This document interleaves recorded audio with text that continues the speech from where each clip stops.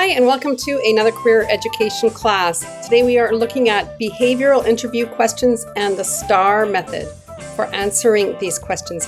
Before we jump into that, let's just have a quick review on how you find job postings and what to do when you arrive at a job interview. Take a look. Preparing for a job search involves a few things. Whether you're applying for your first part-time job or preparing for a future career, there are some steps that you need to take. Your first step was to develop a resume, which you have done.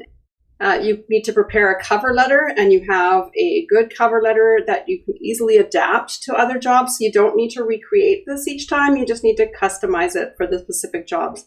You need a social insurance number. It's a 9-digit number required for working in Canada, as well as accessing government programs and benefits. And if you don't already have one, it's easy to apply. I'll have this information for you that says how you can apply for it online or in person.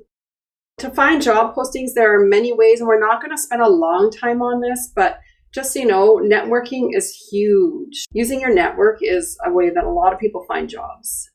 Cold calls, these are best done in person, where you show up with your resume and you ask for the manager. You say, "Hi, I'm wondering if I can talk to the manager," and then you can just hand them your resume and find out how you apply for a job. Social media is a place you can find job postings. So if you have a favorite business or a service that you follow on Instagram, for example, they might indicate when they are hiring and what they're hiring for.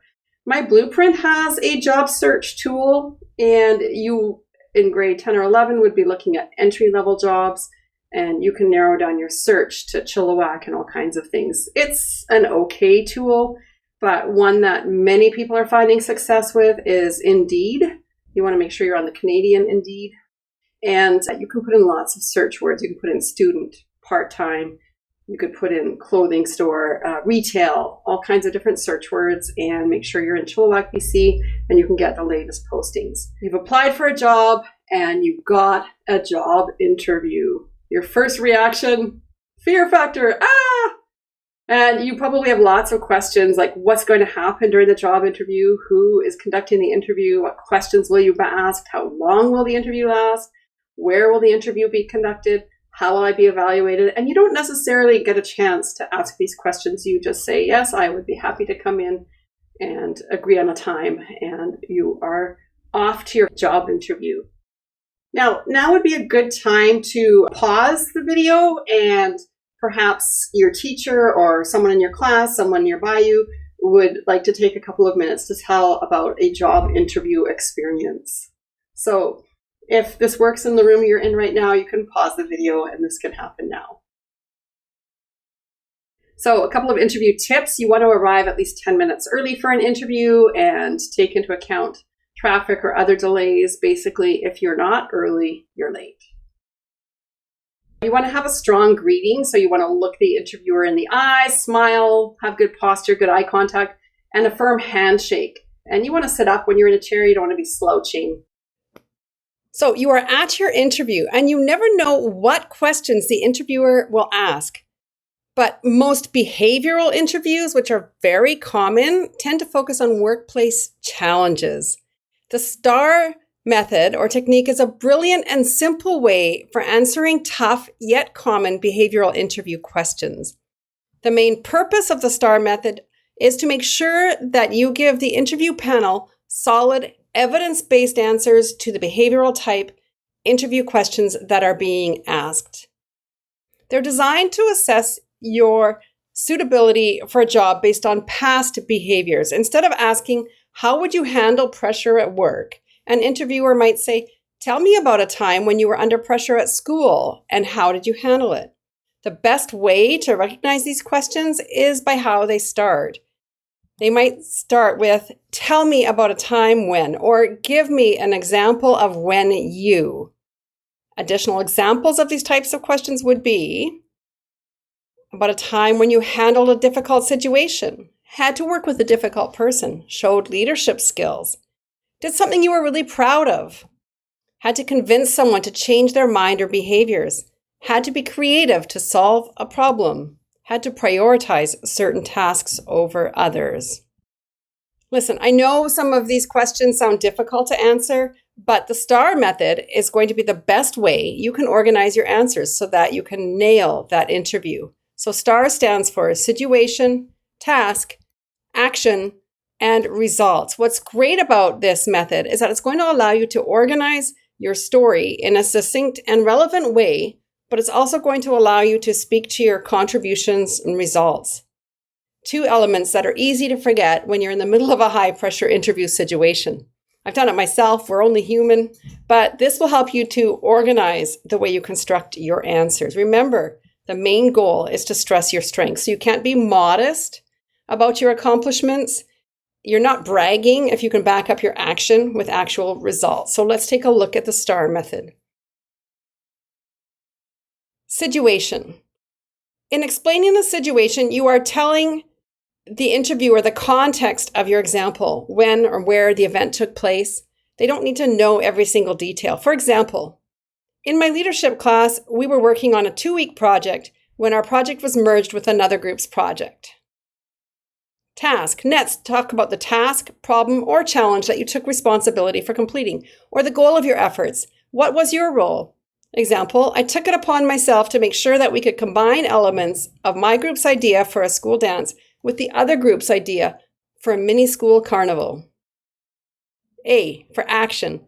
Describe what actions you personally took to complete the task or reach the end goal. Highlight the skills or character traits addressed in the question. For example, I suggested to the group that both events had merit and asked each member of the group for one idea as to how we could have a dance and a carnival at a single event.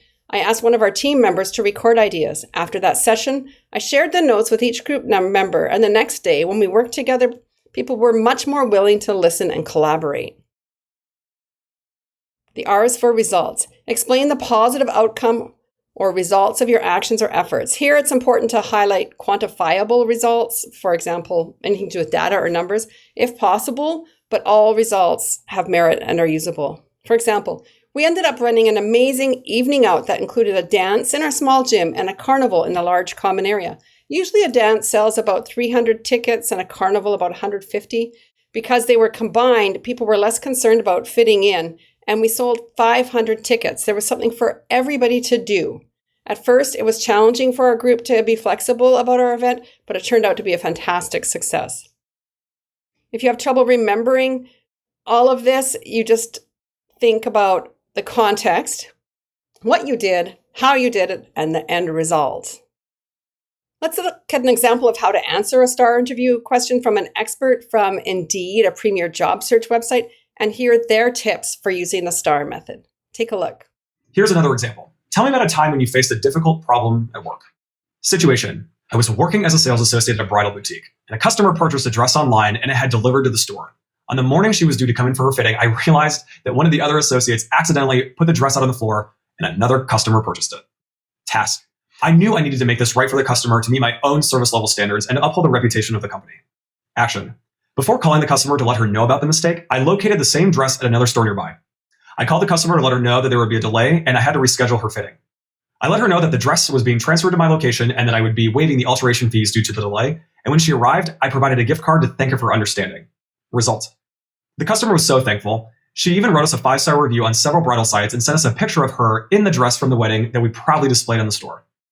Now, if you are newer to the workforce and you can't necessarily think of a specific example that you can share, what I invite you to do is to maybe draw upon past internships, volunteer work that you've been a part of, or maybe even group projects in school. Absolutely acceptable to use these examples, and they work really well.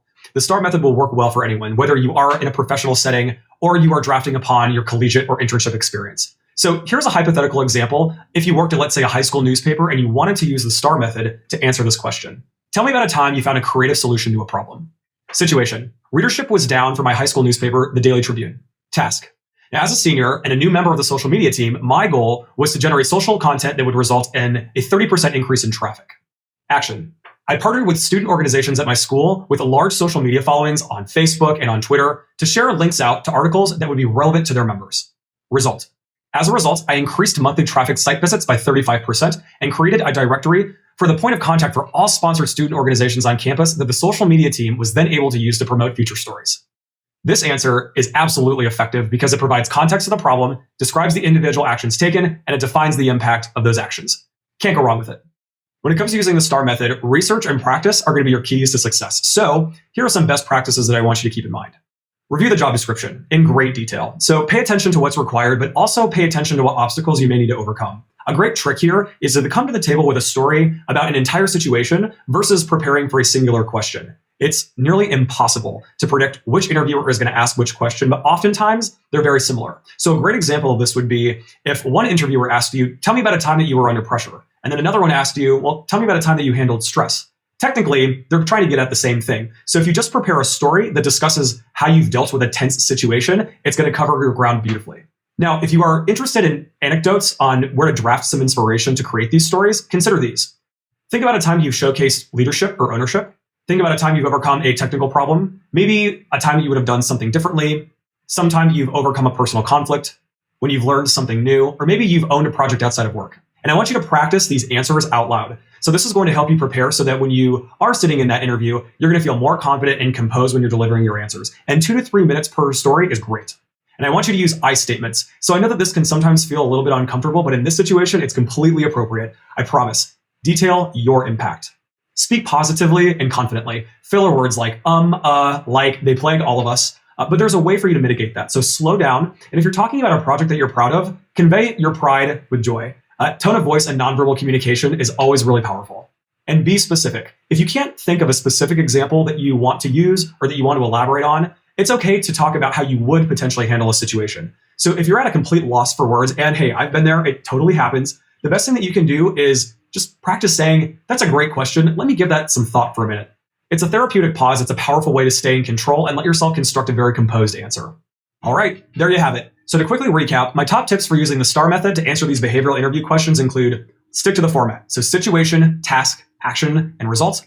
I want you to prepare to address situations through stories, not just preparing for specific questions. I want you to speak positively and confidently using those I statements. I want you to practice answering those questions in about 2 to 3 minutes, and then practice makes perfect. So dedicate at least a half hour to performing those mock interview questions, and you should be golden.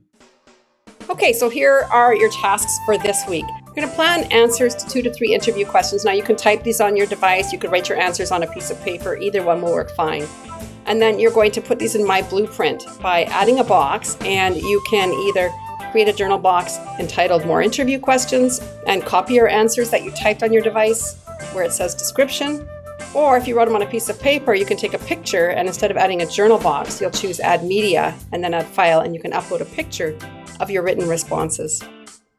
With a partner or small group, after this is done, you could use your notes to help you rehearse your answers to the questions. We all know that practice makes you more able to answer these in an actual interview situation. And then you can give each other suggestions to help improve your answers. That's it for this week. We'll see you next time. Have a great week.